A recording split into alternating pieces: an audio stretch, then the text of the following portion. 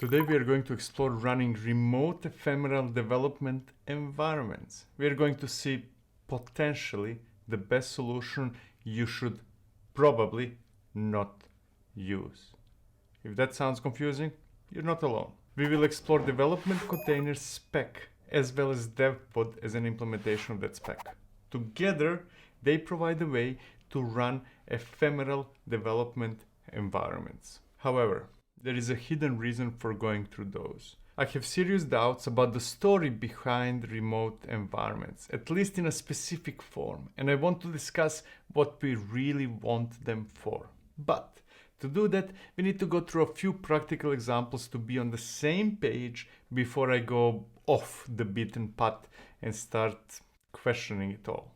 So, buckle up, you're in for a ride that starts with some important questions, then turns into excitement and finishes, well, I do not yet know how it will finish. We all want to make it easier to develop, test, deploy, and do whatever else we need to do with our applications. The less time we spend doing mundane tasks or waiting for something to happen, the more time we have to focus on tasks that matter, primarily designing and coding. One way we can reduce the toil is through development environments. Now, when we talk about development environments, there are a few questions we might need to answer before we start evaluating any possible solution. Speaking of development environments, this might be a good moment to introduce you to Signadot, the sponsor of this video. Signadot helps us create ephemeral environments for testing releases. It creates sandboxes that provide isolation at the request layer through intelligent routing. It allows developers to spin up isolated test environments in seconds, each of those containing only the application under test while sharing the rest of your existing environment. This means no more replicating databases, third-party services, or complex dependencies. You will save on infrastructure cost by eliminating duplicate environments, you will speed up testing cycles with instant sandbox creation, and you will catch bugs earlier by enabling shift-left testing with real dependencies. Check out Signadot.com or click the link in the description, it's somewhere there, to start a free trial. Thank you Signadot for sponsoring this video, and now let's go back to the main subject. To begin with, we need to ask ourselves whether we want a managed or a self-managed solution. Is it going to be a service managed by someone else, or we'll set it up and maintain it ourselves? Next, we might want to decide whether such a solution should be remote or local. Do we want to run that something on our laptops or remotely in a VM, a Kubernetes cluster, or anywhere else? Next, we should decide where we will run it. Is it something as simple as Docker?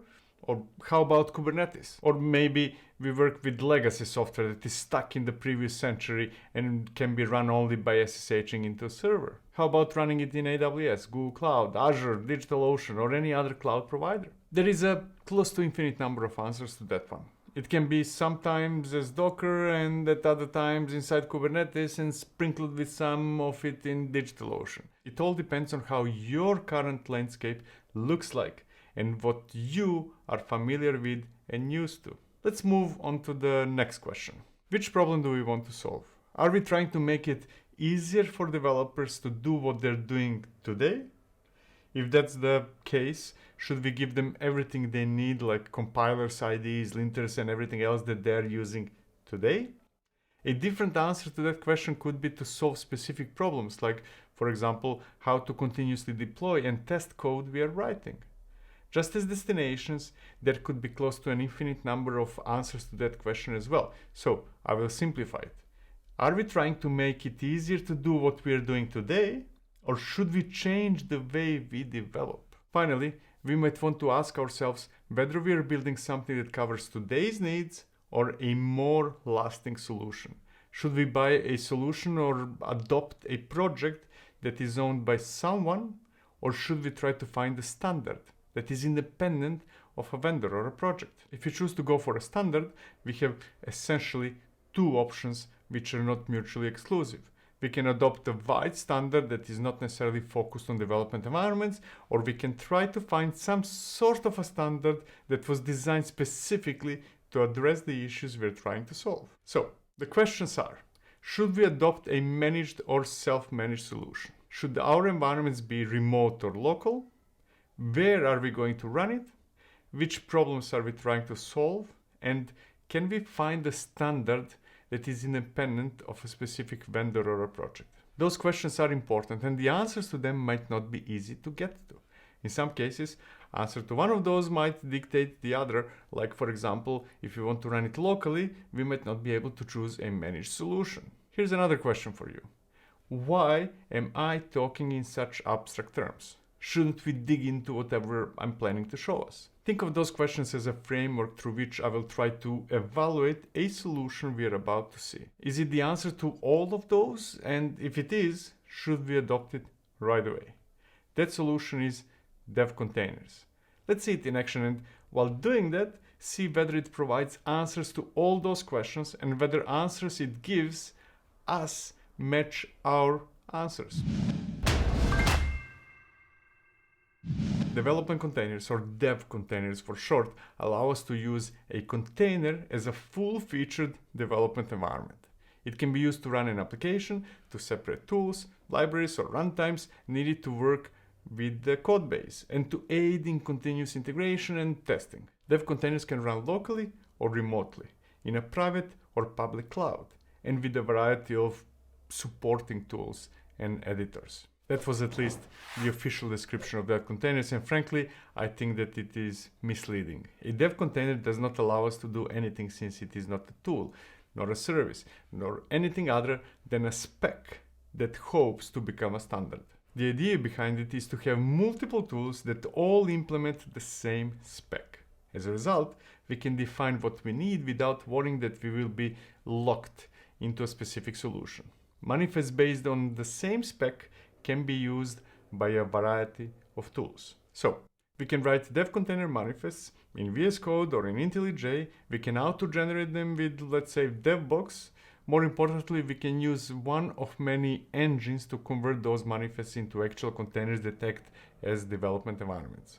And when I say many, I don't mean really many, it's 2 or 3 only, but enough. So all that is not really true. That is only the idea that for a long time was not fulfilled. Until not long ago, the only way we could create actual environments was through GitHub code spaces. If you don't want a managed service, tough luck. If you're not using GitHub, again, tough luck. It's GitHub code spaces or nothing. Not much of a standard, right? That changed not long ago. Sometimes in mid-2023, I believe, Loft Labs released Devpod as the second tool in the landscape that acts as an implementation of dev containers. That's still not much of a widely adopted standard, at least when vendors and projects are concerned, but it is better than it was. Now, the important note is that even though dev containers do not have as big of an ecosystem that we might have hoped for, it is still the only contender towards some kind of a standardization. 2 implementations of the same spec is still more than any other non-existing attempt. So I will reward it the point for being standard. Devpod enabled us to run dev containers almost anywhere. If you want a managed solution, there is GitHub code spaces. If you want to self-manage it, we have Devpod. Soon there will be, I believe, a managed version of it as well. So it does not matter whether we are looking for a managed or a self-managed solution, dev containers should work. And that's another check. Now, Devpod making dev containers running as a self-managed solution is not what makes it great. The amazing move was to make it work almost anywhere.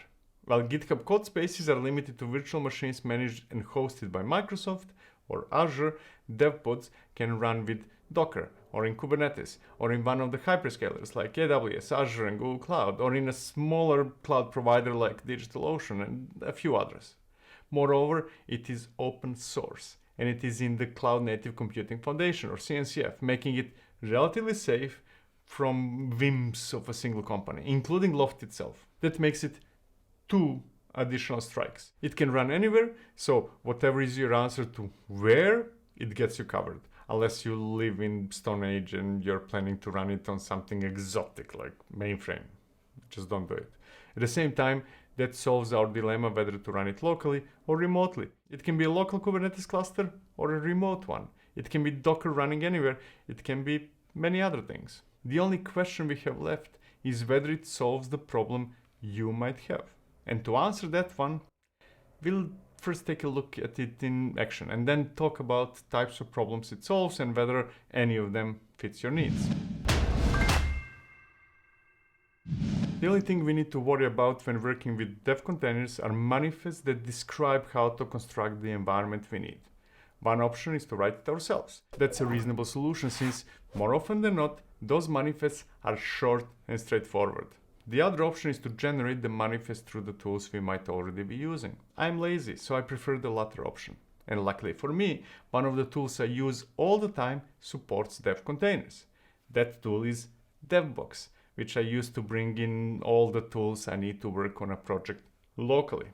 And by the way, I'm using Devbox right now, even for this demo. Here's the proof. We can see that Go I'm using is a Nix package and that it is specific to this project, to silly demo. Nix packages in general and Devbox specifically are awesome, but they're not the subject of this video. Today I'm not trying to evangelize you to use Nix packages, but rather to explain dev containers. So, why am I mentioning Devbox? To use dev containers, we need, as a minimum, a container image from which a container will be created. We can use an already available public image, but the chances are that it will not have all the tools we need. And even if it does, that the versions will not be those that we are using. It makes much more sense to define our own Docker file with everything we need, with exact versions, and without any clutter. That's where Devbox comes in. It is a very convenient way to specify all the tools we need to bring them into any operating system as Nix packages. Here's an example. Those are all the tools I use when working on that project. And we can use Devbox definition to generate dev container. Here's how it looks like. Essentially, the only part that truly matters is the build section that specifies the Docker file from which it will build a container image, and the context, the directory where all the files are. There are quite a few options we can specify in dev containers, but the gist is that. Define Docker file if you wanted to build an image or specify an existing image if you already have it. The second part of the setup is Docker file itself. It could be any Docker file we want, and you're free to experiment yourself or use one you already defined for other purposes. In this specific case, it's Docker file created by Devbox, which essentially copies Devbox YAML and executes Devbox run so that all the packages are downloaded and ultimately baked into the image. And that's it. That's all it takes to define a dev container. The only thing missing is to figure out how to run it. Okay. Now that we have dev container JSON, we need to figure out how to convert it into an actual development environment. There are, as far as I know, two ways to do it. We could use GitHub Codespaces, which would create something in Azure, a VM probably with everything we need, and that's great, but very inflexible. If that works for you and the price is right, go for it. The alternative is to use Devpod, which essentially allows us to run dev containers anywhere except maybe mainframe. By the way, I'm getting annoyed how uncreative projects are with names. We have Devbox, Devpod, Dev Containers, Podman, DevSpace, Codespace, and many other that all chose to have a word dev or pod or space, or a combination of those in their names. The only one missing is devpodspace.com, and other domains are available. I encourage you to realize business potential and buy all those domains. And start a business or a project called Devpod Space that will rule them all. The first thing we need to do is to choose where we want to run dev containers. There are quite a few destinations, but in my opinion, one makes more sense than any other. That's, as you can guess, Kubernetes. Spinning up new VMs is costly, both in time and money. SSH is not something I'm interested in, and using Docker might make sense locally, but not remotely. There might be other choices, and you are free to choose any of those available, officially or unofficially. Today, at least in this demo, it is going to be Kubernetes. So let's add the provider for Kubernetes. That's about it. We have Dockerfile and dev container JSON manifests. Neither of those are specific to Devpod. The only thing we did with Devpod so far was to set up a provider which will work with whichever Kubernetes is set as the current context. And all that's left is to run it by executing devpod up and dot as the context. Now, it might take a while the first time we create a dev container, especially since a new image needs to be built. Subsequent runs should be much faster. And there we go. After a while, Devpod assembled all the resources needed in Kubernetes, since that's the provider we chose, and we got a development environment which consists of a container with everything we might need, as well, this is important, as Visual Studio Code connected to it. Assuming that the spec we gave it is complete, there should be everything we might need to develop whatever we're developing. But is it?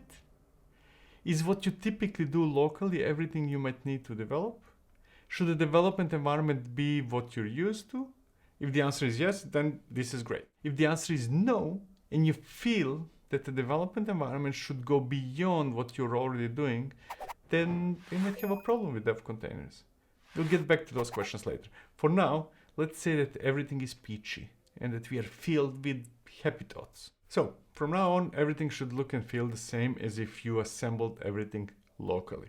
There is VS Code, and if that's not your cup of tea, we could have selected a different IDE. We can open files from the project, write some code, open a terminal, execute some commands, and do whatever we might need to do.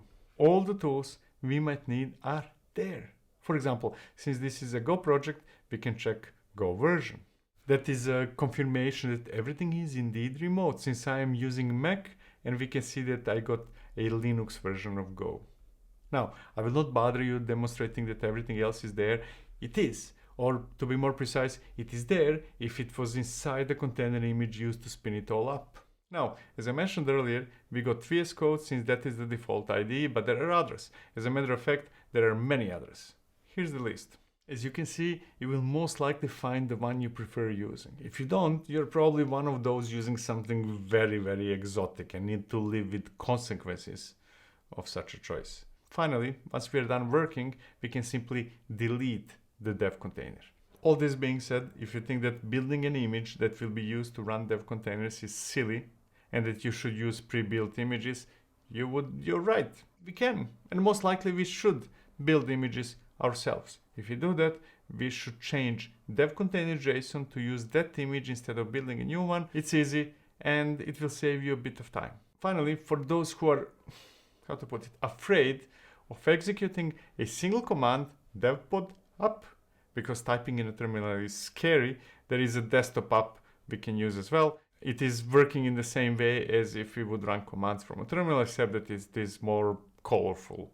I will leave it to you to explore it, because we still did not answer one of the questions we started with. Which problem does this thing solve?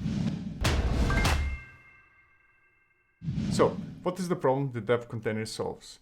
Let me start by saying that what we saw so far was not a remote development environment. Everything was running inside the local Kubernetes cluster created with cont. That was fine for the demo, but not necessarily something you might want to do in real life. Dev containers are designed primarily as a way to run development environments remotely, somewhere else. So I will assume that's what you want to do, or at least that's what you're wondering whether you should be doing. Now comes the question. And question is whether dev containers are a good solution for remote development environments. And I cannot answer that question without first discussing why we might want development environments to be remote, no matter which tooling we use to accomplish that. And there are many answers why remote development environments might be a good idea, but I will limit the discussion to only a few of them. First of all, we might want to do remotely what we normally do locally to streamline the setup. That would mean that we would be doing remotely the same thing as what we do locally, but someone else or something else would take care of managing dependencies and tools we might need. As a result, instead of every single developer installing the same set of tools on their laptops, we all use the same tools remotely. And here it goes. I do not buy that argument. As you saw earlier, we generated dev containers manifest using devbox. If instead of doing that, we executed devbox shell, we would get the same result locally. It would also be an ephemeral environment specific to the project we are working on. The end result would be the same, except that it would be running on our laptop instead of a Kubernetes cluster or a VM provision somewhere else. I was a huge fan of remote environments for that purpose in the past, but I abandoned them since then. If the only reason for working remotely is the same as what I'm doing locally, I can see only negative limitations in such a setup. Another reason for remote environments could be memory and CPU limitations on your laptop. Now, I do not buy that argument either. Your company laptop most likely has 16 gigabytes of RAM or probably more, and that should be plenty for the application you're working on. If that's not the case, if your employer does not want to give you a laptop with more memory and CPU than what you have on your phone, then I can safely guess that you won't get a dev container with terabytes of RAM either. When a company is cheap, that cheapness is often applied to everything. So, all in all, resource limitations on laptops are not, at least in my opinion, valid arguments for remote environments. Now, here comes the argument that I do think works in favor of remote development environments. It is too complex to run dependent applications locally. When you work on an application, you might need a database with relevant data. You might be working on a front-end application that needs one or several back-end applications up and running. You might need a queue like Kafka or NATS. There are many other things you might need, and running all those locally might be complicated and time-consuming. Even if you do manage to set it all up, you might run out of memory and CPU. So, what I'm trying to say is that working on an application you're working on every single day is not a problem. Everything else is a problem. Dev containers does not solve that issue. It helps you do what you're already doing, but remotely. If one day you get a call to fix an issue while you're at an airport and the only thing you have is a tablet, sure, dev containers will help you. On the other hand, if you already have your laptop with you, not so much. Now, if the problem is everything else, we need to figure out how to connect your work with everything else. And in that case, we are likely talking about some kind of a networking solution that will be redirecting requests from your app to apps running elsewhere, probably in a shared environment, and vice versa, from those apps to your app. In such cases, you should look into solutions like, for example, MirrorD or telepresence or something similar. Here's another, in my opinion, valid reason to use remote environments. You might want to run your application in a similar way it is running in production. If, for example, your application is ultimately supposed to be running in Kubernetes, you might want to run it in Kubernetes while developing as well. That might or might not pose challenges when working locally. Your application might be based on Knative, it might need ingress, it might need service mesh, or anything else among thousands of permutations we see in Kubernetes. Heck, you might be using crossplane. Setting it all up locally can be painful, or sometimes not even possible. That's where remote environments come in handy. You might have a remote cluster with everything set up, and all you have to do is run your application there. There are tools that help with that. But that's not the real problem. The real issue are rapid iterations. So here's the question. How do you have your application running in some cluster always reflect the latest changes to the code? Building a new image, changing manifests, and reapplying them every few seconds is painful and slow. You would spend more time on those tasks than writing code. And that's a problem that tools like Octeto and others solve for us. The alternative is to spend too much time writing code only to discover that it's wrong at the end when you deploy it to staging. That's silly. Don't do that. More often than not, you will face both of those issues I labeled as real, whatever real means. You will need to do some traffic mirroring from and to the application you're working on, and you will want to see it running in a similar way as it should be running in production. Now, to be honest, I might have been harsh. You might have memory and CPU limitations on your laptop. You might be working on some monster of an application that eats resources for breakfast. You might have trouble installing tools locally, and tools like Devbox might not be a good option for you. You might have issues that I haven't thought of, and that can be solved with remote development environments that more or less do the same thing as what you would do locally. If any of those is true, Dev Containers is one of the best, if not the best solution out there. It is based on a standard supported by multiple vendors and projects. It's a good choice, and it is a safe choice if you do choose it. Devpod as the implementation of the spec is the way to go. It is a great project. I strongly recommend it, as long as the problem it tries to solve is the problem you actually have. Now, let's get back to the last unanswered question. Which problem is solved by Dev Containers? The way I see it, it aims to reproduce what you're doing locally in remote ephemeral environments. It makes the setup of the tools you might need easier. It does a similar job as Nix packages, but remotely. Is that a real problem? I want to say that it isn't, but I'm also aware that many are using it, so there must be something I don't see. So how about you telling me in the comments, has it solved the problem you have in a better way than similar local solutions? Until then, I will leave that question unchecked.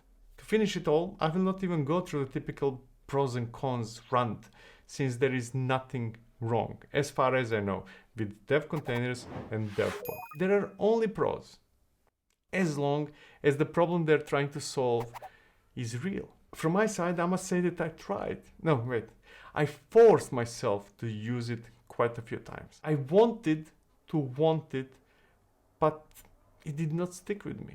I prefer Nix packages wrapped with DevBox while using other types of tools like MirrorD and Octeto to solve other types of problems and problems related to development. That is not to say that you shouldn't use it, but rather that you might be having issues I don't. Finally, before you leave, I would appreciate if you let me know if you would like me to explore MirrorD, Octeto, or any other similar tool. I have videos on them in this channel, but they were done quite a while ago, and now might be time to revisit them and explore how they changed in the meantime. Similarly, feel free to suggest any alternative you would like me to dissect or compare. Anyways, that's all for today. See you in the next one. Cheers.